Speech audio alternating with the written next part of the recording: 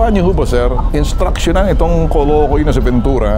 Opo, bukas po, papakausap ko po, sir. Sir, siguraduhin niyo lang kasi pag nangako kayo, sir, tutuparin niyo. Kasi kung hindi, pati rin ho kayo, madadamay ho dito sa amin. Ako ho yung notorious, lalo-lalo na pag nang pang-abuso. Kaya lang, ako ho'y pinakapatas kapag ibinigay kong karapatan nung inarereklamo na mapakinggan.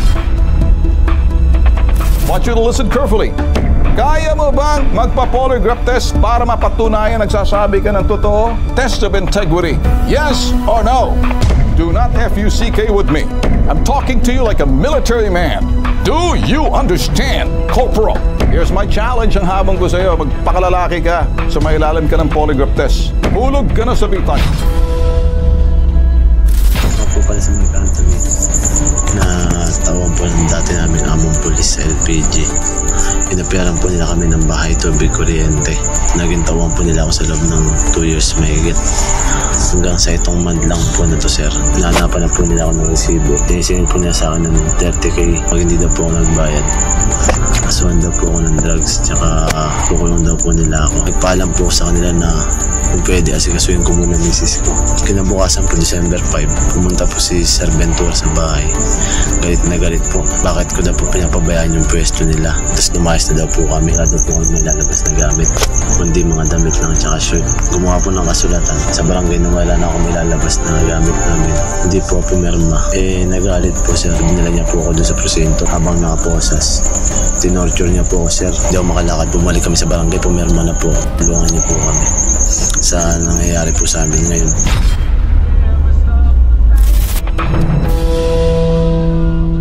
Magagawa niyo ho ba, sir, instructionan itong kolokoy na si Ventura, sagutin yung telepono na sa ganon, makuha yung panig, sir? Opo, bukas po, papakausap ko po, sir. Sir, siguraduhin nyo lang kasi pag nangako kayo, sir, tutuparin nyo. Kasi kung hindi, pati rin ho kayo, madadamay ho dito sa amin. Iba ho kami. Ako ho yung notorious, lalo-lalo na pag nang pang-abuso. Kaya lang, ako ho'y pinakapatas kapag ibinigay kong karapatan nung inarereklamo na mapakinggan. Tatawag na lang kaya ako sa iyo, sir. Pagka-test from then, bigay mong telepono, makakausap po natin siguro sa speakerphone mo. At least pinagbigyan namin yung kanyang karapatan na marinig, sir. Di ba, sir? Okay yun? Para maipaliwanag din po nila, sir, ang side po nila. Yun! So, sir, I will call you so that you will call your person bukas na bukas. Huwag niyo munang palabasin. Sa ganitong oras, tatawagan ho na para makuha yung panig nila. Para yung mga matitinong pulis natin, kapareho nyo, sir, at yung iba, hindi ho madadamay na hindi natin kinukonsente, sir. Okay, sir? Yes, sir. Sige po, sir.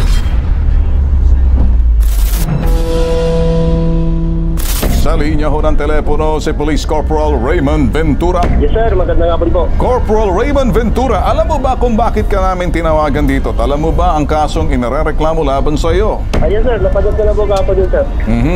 Nasisiyahan ka ba? Natutuwa ka? Nabubwisit ka? Nagagalit ka? Anong sasabihin mo ngayon? Yung totoo, sir, siyempre, sumasama po loob ko, sir, kasi wala po naman katotohanan kasi yung sinasabi ng tao. Ganon. Ang gusto mong sabihin, nagsisinungaling itong dati mong delivery boy sa iyong illegal na negosyo na pagtitinda ng mga LPG.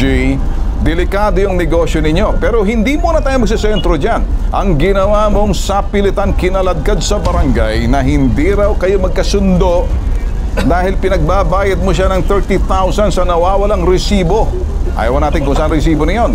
Nung hindi siya pumirma sa barangay, kinaladkad mo, pinusasan mo, diretso sa presinto. Pagdating sa kwarto sa may presinto dyan, pinagbubugbog mo, tinadyakan mo, paluhod. Pagkataas, tinadyakan mo sa likod para magdapa, pinusasan mo. Tapos pinataas mo yung kanyang patalampakan, pinagpapalo mo ng kahoy yung talampakan. Naihi sa sakit itong si Virilio, si Anthony. At pagkatapos nakiusap na ang nanay matapos yung pangbubugbog, nagmakaawa sa iyo at sinasabi kung maaari kakausapin niya lang anak niya para matapos na at pumirma na lang doon sa kasunduan na magbabayad na lang siya. Kaya ang ginawa mo, kinompiskate mo, sinequester mo yung mga television niya, washing machine niya, ano mang maliit na bagay sa kanyang bahay na napundar niya bilang delivery.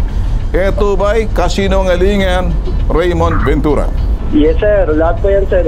Pagdating po namin dito, sir, magkasama na po kami at saka yung dena niya po. Kaya po hindi ko po magagawa yan lahat, sir. Okay. Citizen po lagi magulang, sir. Okay. Raymond, siguraduhin mo lulusot ka sa patibong ng bitag. Pakinggan mo ako na maigi, ano?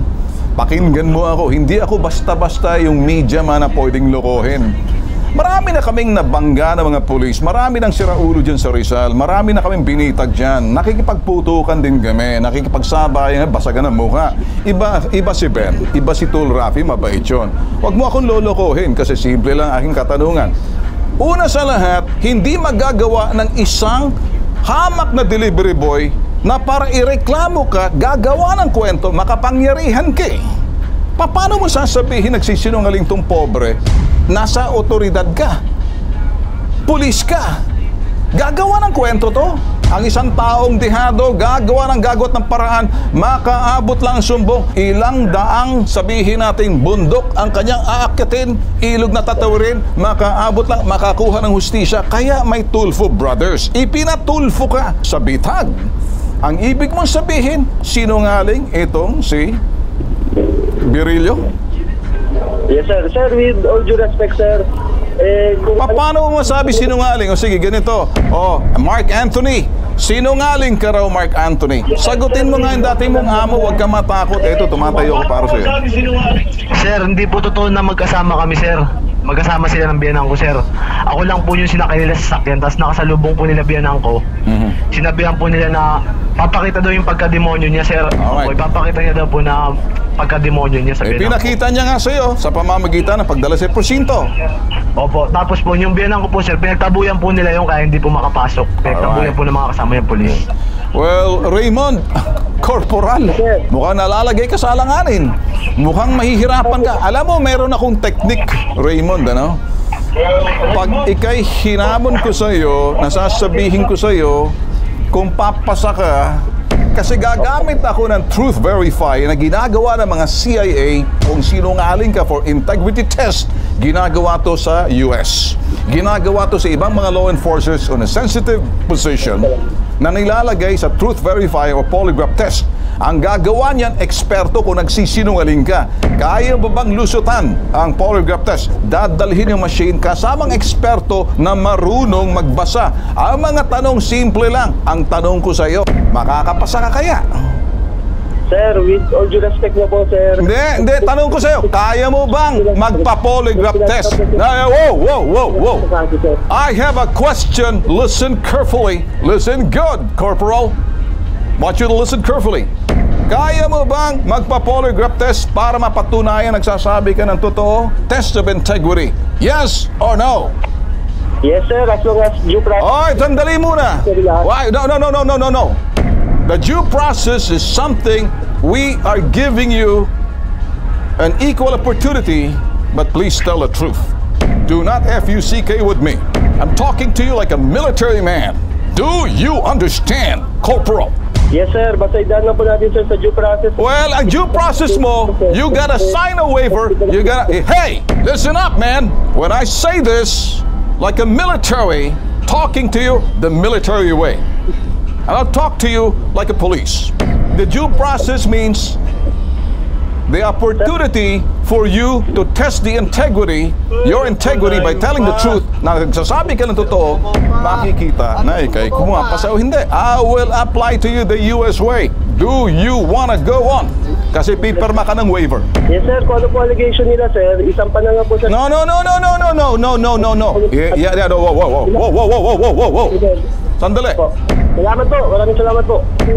Napapansin nyo na. Okay. Nakita na natin ngayon nagsisinungaling itong si Corporal Ventura. Andiyan ka pa ba, Ventura? Nag-excuse me na. Nung sinabi na pagpo-polygraph test, nabahagang buntot, kumuyos yung betlog. Eto importante, papasok yung ES dito at ayaw niyang makandak ng polygraph test. Anthony, narinig mo ba ako? Nagsasabi ka ng totoo. Okay, ngayon, nagpakita ng gilas itong si Corporal Ventura, hindi pumasa, putok sa buho ka. Sus, kung hindi ka lang pulis, ahamunin na kita ng ewan. May ring lang dyan, napapakitaan kita ngayon na hindi ako nagbibiro. Here's my challenge, ang habang ko sa iyo, magpakalalaki ka, sumailalim ka ng polygraph test. Hulog ka na sa bitang.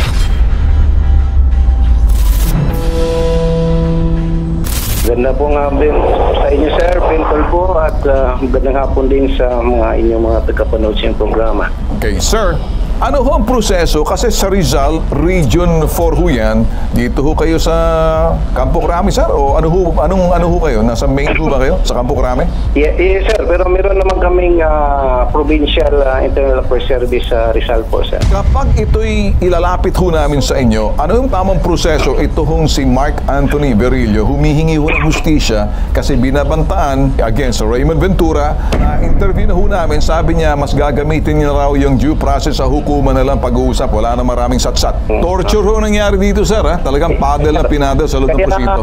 Napanood po yung programa niyo, sir, ay kanina pang umaga ay nag-motopropio investigation na sila. Ayun. At ngayon sila ay nandoon na papunta sa Antipolo para i-locate po yung biktima para kukunan po ng statement. So, meron na kaming initial na ang pwede namin ikaso po ay yung magkasosyo si Raymond Ventura.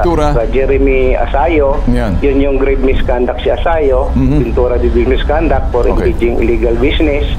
And then yun si Ventura na gumawa ng kaharasan doon sa kay Mark Anthony. Okay, yes, sir.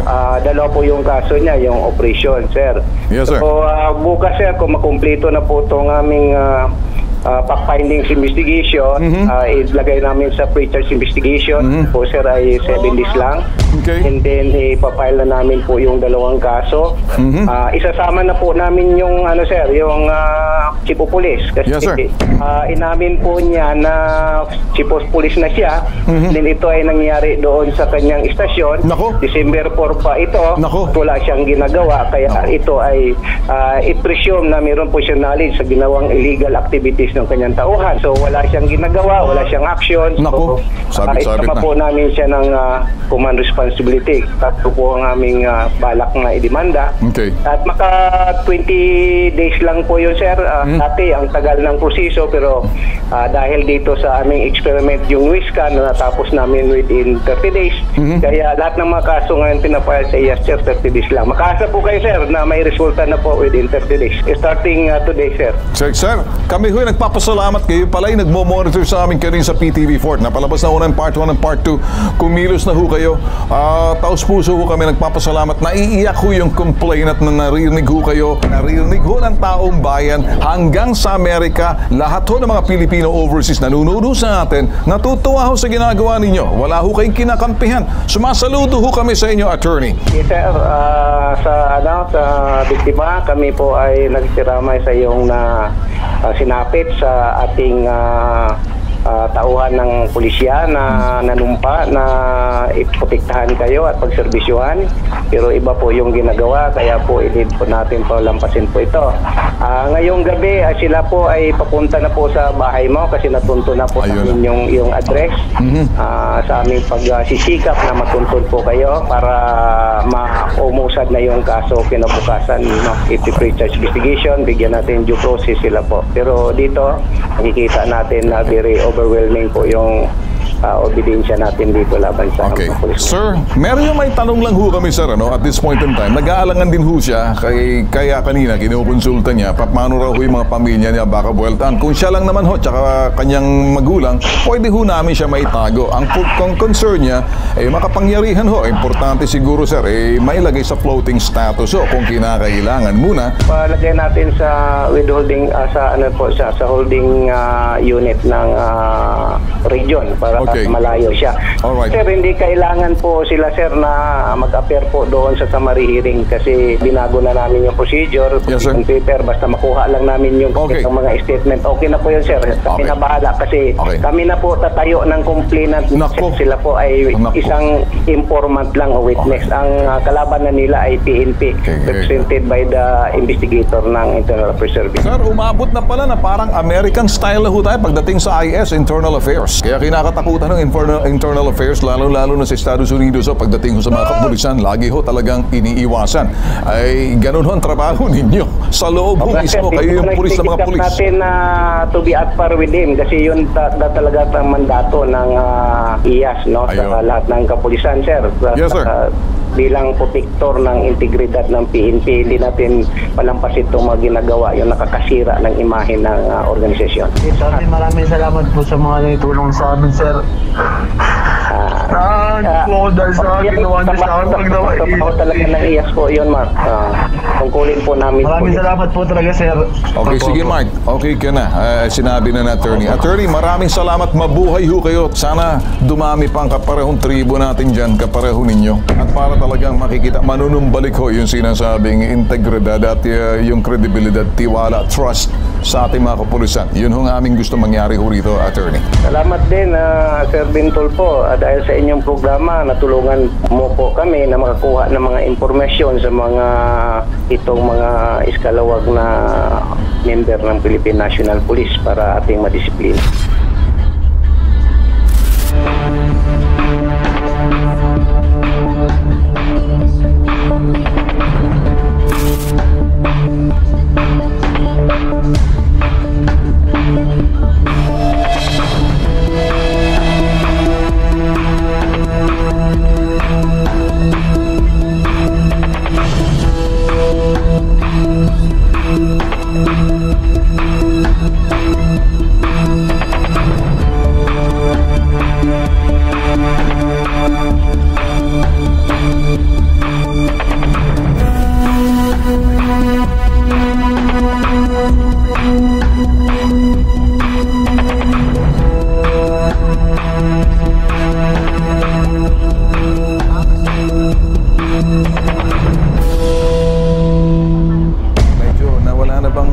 Sama ng loob mo? Opo, sir. Nasisiyahan ka na ba? Opo, sir. Satisfied Maraming salamat ka ba? po sa inyo, sir. Ha? Okay na. Maraming salamat po sa inyo. Cargo ka na namin. Okay, Anthony? Opo, sir. Abangan! Ito ang nag-iisang pambansang sumbungan. Bitag